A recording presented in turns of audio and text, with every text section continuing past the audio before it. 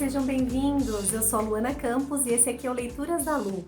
E hoje eu vou tratar do livro Sol é para Todos, escrito em 1960 pela escritora norte-americana Harper Lee. Esse aqui é um grande best-seller, muito famoso no mundo inteiro, porque ele trata do assunto do racismo e sob a ótica de uma criança. Existe uma série de curiosidades a respeito desse livro, então indico a vocês que leiam um pouco sobre a autora, leiam um pouco sobre os bastidores desse livro. Então, uma dessas curiosidades é que a Harper Lee escreveu esse livro e logo que ele foi lançado, ele virou um grande sucesso. Então, as pessoas tinham muita expectativa de vê-la dando entrevista, de ver outros livros dela, né? E foi exatamente o oposto que a Harper Lee fez. Ela sumiu, ela não escreveu nenhuma outra obra por mais de 50 anos e também não aparecia, fugiu completamente dos holofotes.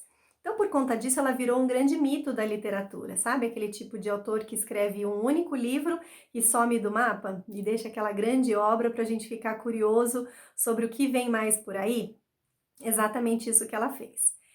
Eis que, em 2015, muito mais do que 50 anos depois, surge essa mulher de novo a público e diz que ela vai escrever um novo livro. E mais do que isso, que vai ser uma continuação desse primeiro livro que foi um grande sucesso. Então, gente, vocês podem imaginar o tamanho da comoção mundial que foi em torno disso. As pessoas em fila na livraria para comprar o livro quando ele foi publicado, esperando a tradução no seu idioma.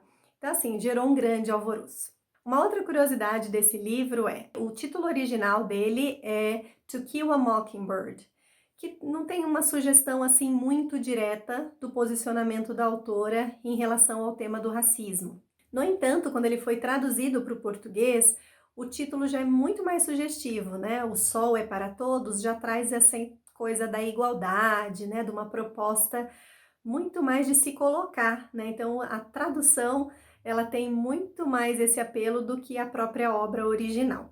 Bom, esse livro se passa em 1930, numa cidade fictícia do Alabama. Ele é narrado, então, pela Scout, que é uma menina de 6 a 8 anos de idade, porque ele tem uma duração mais ou menos desse tempo, o livro.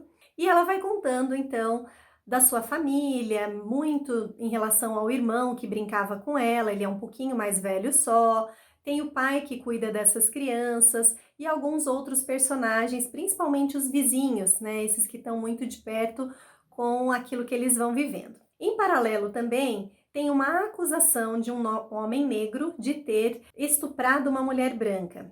E quem vai fazer a defesa desse homem é o pai da Scout, o advogado Atticus. Então é aí que essas histórias vão se entrelaçando, né? À medida que a trama acontece e à medida que vai se aproximando a data do julgamento, mais essas histórias se combinam. Então ele começa bastante nesse olhar infantil, né, da criança, da Scout, contando das brincadeiras que ela tem com o irmão, das aventuras que eles vivem, de momentos na escola. Então traz pra gente uma série de emoções do tipo nostalgia, aquela coisa gostosa de recordar a nossa infância, de ver uma série de brincadeiras que a gente também já fez um dia, e era um momento em que se podia brincar na rua, né, que eles viviam, gente, uma série de aventuras, é muito legal.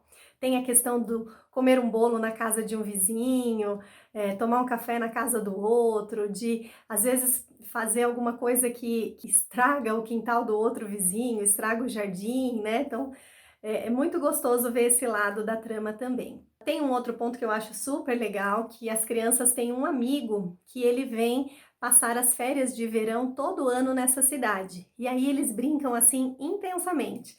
Aquela coisa de acordar e dormir junto com aquele amigo. Então eles criam uma grande intimidade, né? Ficam muito próximos e acaba tendo tema aí que eu acho bem bonito da Harper Lee colocar sob o ponto de vista de uma criança, da espera desse amigo uma vez por ano, do começar já a sofrer o distanciamento quando ele anuncia, puxa, daqui a 2 dias eu já vou ter que ir embora, a saudade, principalmente nos primeiros dias em que ele vai. Então acho bem legal ela tratar esse tema também. Um outro ponto que eu adoro desse livro é que eles têm um vizinho muito esquisito, né, que nunca sai de casa. E aí, gente, eles vão criando, assim, uma série de imagens, né, de monstruosas, de por que que esse homem não sai de casa, né? Será que ele morreu? Será que ele não morreu? E é muito legal ver todas as aventuras que essas 3 crianças vivem para tentar ver esse homem de alguma forma. Então eles fazem expedições de madrugada até a casa dele, né, tentam espionar pela janela, colocam bilhetinhos na ponta de uma vara e colocam perto da janela dele para ver se ele se comunica com eles de alguma forma. Naquele misto inocente de curiosidade, mas também medo por toda a fantasia e toda a imaginação que eles criaram em torno desse homem. E até que um dia acontece, não vou dar o spoiler aqui de como eles se encontram, mas numa situação muito inusitada e as crianças passam inclusive a ressignificar aquilo que elas pensavam desse vizinho. E à medida então que vai se aproximando o julgamento desse homem negro em relação ao estupro, a cidade vai ficando muito mais alvoroçada em torno do tema e as crianças e toda a família começa a sofrer também calúnia, perseguição das outras pessoas da cidade, uma vez que é o pai deles que está fazendo a defesa desse homem. E para a sociedade da época, pelo simples fato dele ser um homem negro, ele já era culpado. Então é aí que reside o tema do racismo, porque ele vai se estendendo para a família da Scout também, e eles sofrem injúrias e uma série de situações difíceis por conta dessa situação. Então você tem muito um tema da moral, né, da justiça nesse livro também, que eu acho bem bacana. Esse livro traz também uma série de informações da própria autora, né? Ele acaba sendo um livro muito biográfico. Por quê? Entre as 3 crianças, por exemplo, a Harper Lee escolhe que seja a Scout, a menina, que faça a narrativa do romance. Ela podia ter escolhido o irmão dela, podia ter escolhido esse amigo que aparece uma vez por ano, ou até mesmo o advogado Atticus. Então ela já empresta um pouco do seu ponto de vista para essa menina. A autora Harper Lee também morou no Alabama, numa pequena cidade. Ela também teve um pai advogado que fez a defesa de 2 homens negros acusados de um assassinato. E por fim também teve essa questão do distanciamento da autora, né, logo depois que o seu livro virou um grande sucesso, e que aí ela se assemelha um pouco a esse vizinho que as crianças tinham, estranho, e que se distancia do mundo, que não sai de casa para nada. Então esse livro tem essas sugestões da biografia da própria autora, que eu acho bastante legal da gente conhecer. Se você gosta de bons livros assim como esse, inscreva-se no canal, ative as notificações, assim você fica sabendo toda vez que eu colocar um novo livro aqui no canal. Um super beijo e até o próximo livro!